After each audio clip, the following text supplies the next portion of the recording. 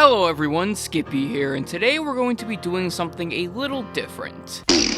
Back when Wano started, I said that I'd do a breakdown later on of the arc's opening over the top. Now I know a lot of people are going to be asking, but what about the new opening? I'll probably do a separate, more relaxed video breaking down the entirety of it, like my Wano preview breakdown. Well, since the anime is still on a 2-week break, there is no better time than the present to take a look at the staff on board here, and how they all came together to make Opening 22 the best looking One Piece opening to date. Now, with prior One Piece openings from Opening 8 Crazy Rainbow Star onwards, the length of the intros has been extended from 1.5 minutes to 2.5 minutes, due to the removal of ending songs, which has only served to make the openings more formulaic as time goes on, by covering the same few tropes like the Straw Hats randomly goofing around on the Sunny, and slapdash stuff from the arc that the anime is currently on that only serves to pad the hell out of them. This has also caused the overall visuals for the openings to suffer as well, because the constant repetitiveness and meandering nature of them has led the storyboards to be creatively neutered in comparison to what they could be, which also leads the animation highlights to be rather few and far between. Sure, there are some openings like Opening 18 Hard Knock Days that feel quite a bit more creative board-wise, which allows animators like Kodai Watanabe to flourish, but it's still beholden to the same checklist of scenes that other openings have, and it's only gotten worse since then. However, with the advent of Over the Top, Nagamine has broken the mold by doing away with a lot of the old tropes that plagued previous openings, and has boarded returning ones in extremely fresh and creative ways that allows them to feel more cohesive and less like it's just checking off some boxes. So without further ado, it's time to go over the top.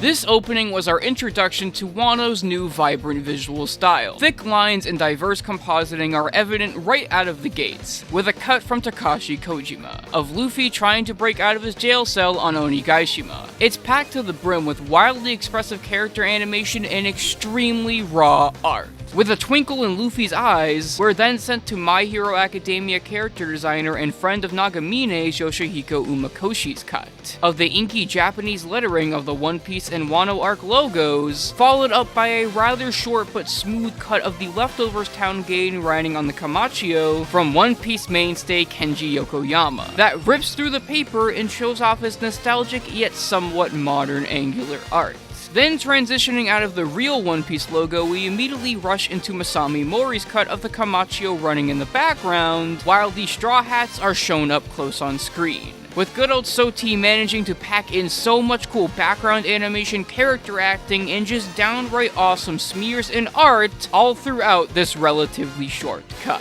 As we make our way into the Flower Capital, Zoro hops off the beast and slashes the screen in a quick but effortlessly done cut by Hiromi Ishigami, who you may know from several other One Piece episodes and the like, such as Film Gold and Opening 17 Wake Up, which leads us into character stills drawn by our supervisor and character designer Midori Matsuda, that slash through all of our 9 red scabbards before we're met with Attack on Titan animator Meng Sun's cut of Sanji transforming into his raid suit, which houses some really robust and powerful movement that's perfect for the form, along with some cool crystallized effects that make the cut's short length less of an issue, especially since our resident golden boy Chu Young-sa shows up to grace the opening with his first of many cuts here that start with the Wano Rogues Gallery, featuring some really nice 3-dimensional artwork of most of the headliners, before we ramp up to Orochi Castle to reveal the 2 big bads, with some seriously impressive yet lightning fast background animation. Picking right up after that is none other than Yoshihiko Umakoshi once again, helping out his good friend Nagamine even more so by doing a second cut that features Law and his powers, which uses every opportunity to show off Umakoshi's absurdly cool posing that adds an extra layer of finesse to Law's attack,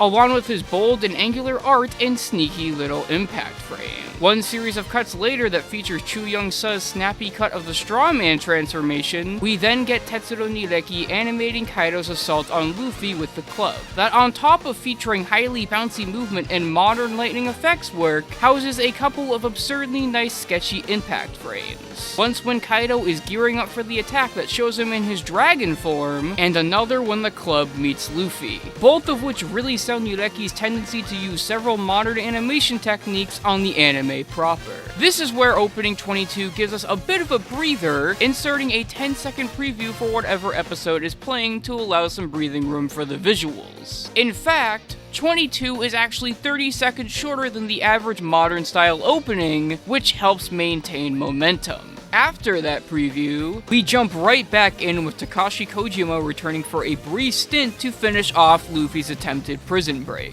with all of his same traits being present once again to properly depict the ferocity of Luffy breaking out of his handcuffs and bending the jail cell bars. After a short but highly intense stare down between Luffy and Kaido animated by Chu, that once more uses a hell of a lot of brushstroke impact frames that add to the rawness of said stare down, Chu animates Luffy's short little run that leads into Nireki's cut of their first squabble, which has so much going on in it. From the wide shot of Luffy flipping and avoiding Kaido's attacks, to him launching up in the air to punch Kaido with gear third, before his bouncy and smooth timing kicks in once more as Luffy gets smacked with the club again, delivering some amazing Luffy expressions that make me very happy in tandem with all the bounciness. Picking right up from where Nireki left off, Chu's friend Jun Wentan animates Luffy careening to the ends of Onigashima, covered in incredibly nice lightning effects work that at one point has Luffy right inside it.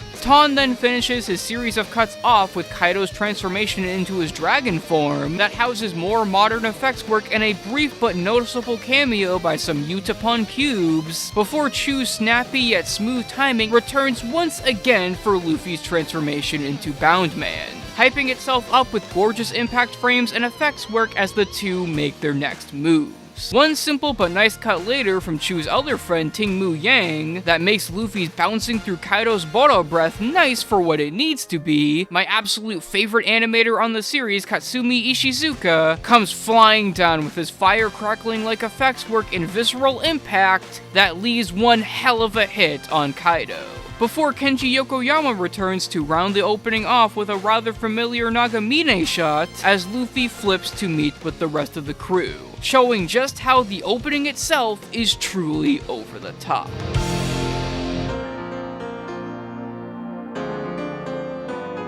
Throughout this entire 2-minute intro, we're greeted by some of the coolest animation to ever grace a One Piece opening through talented staff, both regular and non-regular, that either have long careers in the industry or currently short but impressive ones, that use so many crazy cool techniques to make their scenes pop, effectively making Over the Top the most impactful and just downright most well-animated opening in the series' 20+ year run. Will the inevitable next opening from Nagamine manage to top this one? It very well could, but opening 22 will still certainly stand its ground even then as the first of its kind. Anyways guys, that's it for now. I'm Skippy, and I'm just gonna go watch this opening on repeat if you don't mind.